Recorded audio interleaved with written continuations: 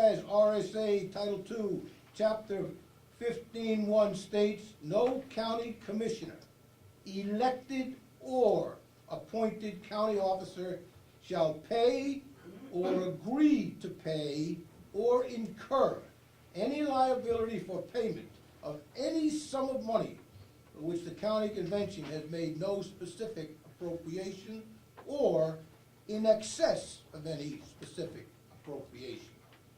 And whereas RSA Title II, Chapter 24.15.3 states, unless ordered by the county convention, whenever it appears that an amount appropriated for a specific purpose will not be used in whole or in part for such purpose, the county commissioners may use such sums to augment other appropriations. Note, the statute does not grant that authority to officers of the county, only to the commissioners. And keep in mind that 24.14 states that the county convention may require that the county commission obtain written authority from the convention executive committee before transferring those appropriations. Whereas RSA Title II, Chapter 24.15.4 states, if any county commissioner or elected or appointed county officer is found in prosecution of violation of RSA 641.1 to have paid or incurred any liability for payment of any sum of money contrary to this section, it shall be prima facie evidence that such county commissioner or officer has knowingly refrained from performing a duty imposed by law. And whereas RSA 641.1, abuse of office, states, a public servant is guilty of a misdemeanor if, with purpose or benefit to himself or another, or to harm another, he knowingly commits an unauthorized act which purports to be an act of his office, or knowingly refrains from performing a duty imposed on him by law or clearly inherent in the nature of his office. Therefore, be it resolved that Carroll County Convention hereby directs that, as authorized by RSA Title II, Chapter 24:14, described above, Carroll County Commissioners, prior to transferring or allowing an officer of the county, elected or appointed, to transfer an appropriation or any part thereof from one line item to another line item, must first obtain written approval from the executive committee. The request must contain the total amount of augmentation not to exceed $1,000. The line item from which the augmentation will come and the line item to which the augmentation will be added. Such written approval for augmentation must remain on file for a period not less than 2 years. Be it further resolved that the Carroll County Convention urgently requests that the county commissioners immediately adopt and promulgate rules requiring strict adherence from Title II, Chapter 24.14, 24.15.1, 24.15.3. And it is recommended that said rules contain but not be limited to the following. Any officer of the county, elected or appointed, prior to augmenting an appropriation specified by the county convention for a specific purpose, i.e. a line item, with an appropriation specified by the county convention for a specific purpose or a different line item, must first obtain written permission to do so from the majority of the county commissioners. Said written permission will specify the reason for the augmentation, the specific amount approved for augmentation not to exceed $1,000. Such written approval for augmentation must remain on file for 2 years from the date of approval. And under no circumstance will revenue line items be used for a line item appropriation transfer. Finally, under no circumstance will the bottom line of any department exceed the sum total appropriated for that department, nor shall they split expenditures among budget lines in order to avoid a line item transfer. That's it.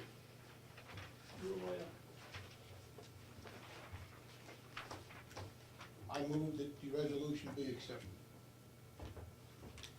I'll second.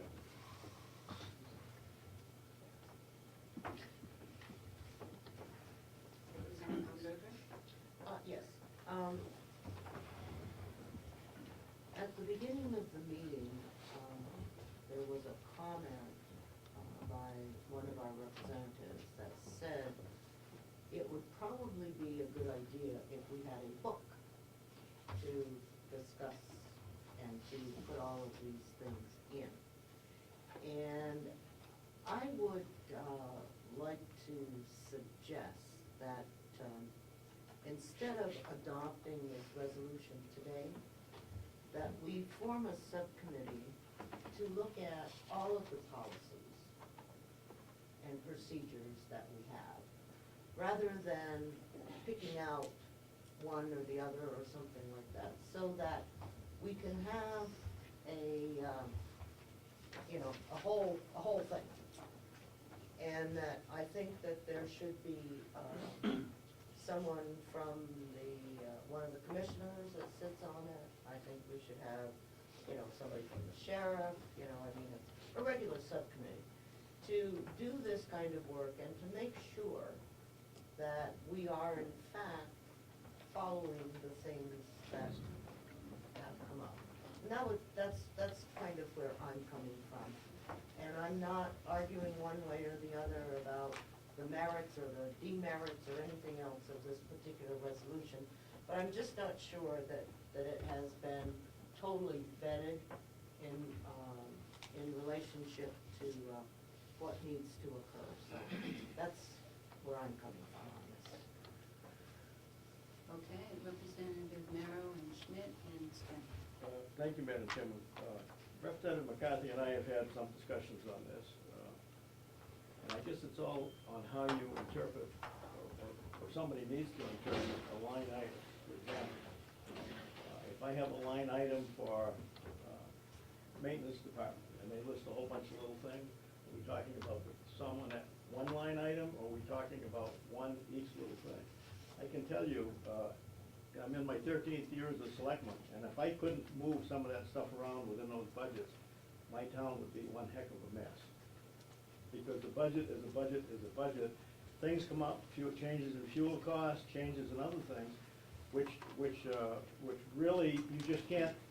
Maybe it's easy for the three selectmen to decide, but I can't see calling this convention back, for example, every time that happens. So I think we need to get that straightened out first. I'm not saying Frank's right, and I'm not saying he's wrong. I'm just saying that my interpretation would not be of each individual item. In fact, we've been told, the town has been told in the past, I believe from DRA, that we could go up to 10% over the budget without any problem. So something, either DRA is wrong or Frank misinterpreted, Representative McCarthy's misinterpreted, and I don't know which, but I would agree with Representative Umberger that it really needs to be looked into before we do it. Okay, Representative Schmidt, Scalia, Alderman McCarthy. Thank you, Madam Chairman. I will support the resolution until, with all the RSAs quoted, have been fully vetted. My recommendation would be the issue should be referred to the county attorney, or if necessary, New Hampshire's Attorney General for resolution. If the Attorney General rules that Frank's interpretation is correct, then the resolution becomes moot because we're going to have to change. I would hate to go through all of this. My own opinion, I think it's too restrictive, but I would like to see it referred to an appropriate legal source. I would like to see an appropriate interpretation, and then we can move on. It could be that we would be able to ask the Hampshire Association of Counties for some guidance on this. Representative Scalia? Thank you, Madam Chair. Representative McCarthy, I have a question because I am confused and I would like some clarification. Does your resolution state that money, in fact, can be moved from line to line with written permission if it does not exceed $1,000? That's correct. Follow up? So no matter what, no line could be changed above $1,000, even with written permission? No, what it says is that each movement of an appropriation shall not be above $1,000. That doesn't mean you can't go back and take another $1,000 out of the same line and move it a second time, as long as you have permission from the commissioners to do that. It's $1,000 per appropriation move, maximum of $1,000. One last follow-up, Madam Chair. Thank you for answering my question, Representative. I'm just trying to be clear here. So if a fuel line needed to be adjusted $3,500, does it mean that we need 3 written permissions from this delegation here to do that, or 4? I would think, I would hope that whoever is in charge of that particular departmental budget would catch it before it gets that far. And they would get permission first from the county commissioners to do it, and then the county commissioners would notify the convention that he approved it, and get the written permission from the convention. What I can tell you is that every county that I know of, that I have talked to, they were aghast that we didn't have something like that in the book. Here's the booklet from Rockingham County. I can read to you exactly what it says, which is almost verbatim to the resolution that I put in. And every single county official that I talked to, like I say, they were aghast that we allowed this to go on. They said, how can you do that? How can you keep a budget and you allow them to change that around $150,000, blah, blah, blah. They were aghast. They couldn't understand how we could do it. And like I said in my talk, they told me that once they adopted this, the auditors came back and said, wow, what a difference. And the audit, they got all kinds of accolades and pats on the back from the auditors relative to the way their budgets were after they adopted this. And like I say, there isn't another county that I know of in the state that doesn't have this. Representative Alden.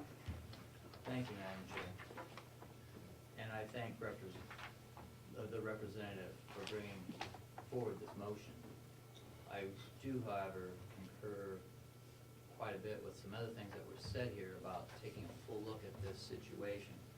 So, at the conclusion of our informative discussion, I'll be putting forth a motion to table, so then we can be afforded that time, and then bring the motion up so we don't defeat his motion today, because I don't think it deserves to be defeated. But also, I just want to remind the delegation, a number of years ago, I believe it was 4 or 5 or 6 years ago, we had already brought forth this motion as authorized by the RSAs that Representative McCarthy is talking about. We've already passed that motion. However, at that time, what we had a question about was whether that those specific items were the items as enumerated and itemized in the form that we send the state. This form that I was talking about earlier. Is that the form that is considered the specific appropriation, the one that we officially send to the state and they sign? Or does it go all the way down to the itemized worksheets that we use as the budget? So I personally would like to get a ruling from someone who knows for sure that, that would be the case, was that we could use these worksheets and hold them to that, as opposed to holding them to what we send Concord. Because I believe, although I haven't researched it, and I apologize for that, I was trying to research it while on my phone, I wasn't using my phone, I was trying to find it on the internet, the statutes you were referencing. So we do indeed have this limitation already in place. However, it is to the limits of this form, which is essentially, or at least at the time of understanding, which is essentially the department totals. So that is why earlier during this budget process, I reminded the commissioners that perhaps, I believe it was the jail was a little over their budget and they needed to come ask us to move that money from another department. And that's why they did that, was to be in conformity with that resolution. Okay, thank you. Representative McCarthy. Yes, well, all I can say is the RSA is very, very specific in its definition of an appropriation. It's a sum of money that is appropriated by the convention for a specific purpose. And every other county that I've talked to, the books that I've gotten, this is one of them, they're all the same. They spell it out, just like I did, that a line item is a line item. And if you're gonna move an appropriation from one line item to another, you gotta get permission to do it. It doesn't stop you from doing it.